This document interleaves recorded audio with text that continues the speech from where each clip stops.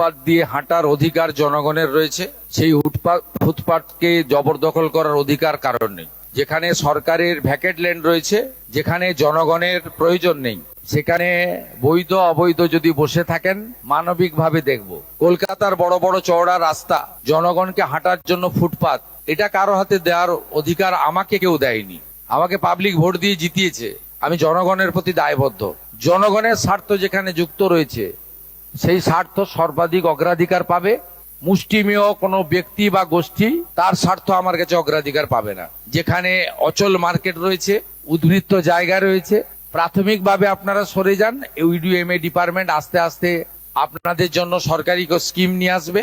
হকারদের জন্য ভারত সরকারের শ্রম দপ্তরের স্কিম রয়েছে। কিন্তু আপনি নিউ মার্কেটের রাস্তাটাই দখল করে নেবেন, মোটরসাইকেলও যেতে পারবে না, রাজাবাজারটা বেহাত হয়ে যাবে, খিদিরপুর মেটিয়াবুরুজে আপনি যা খুশি করবেন। এটার জন্য কিন্তু আমাকে মুখ্যমন্ত্রী করেনি পাবলিক।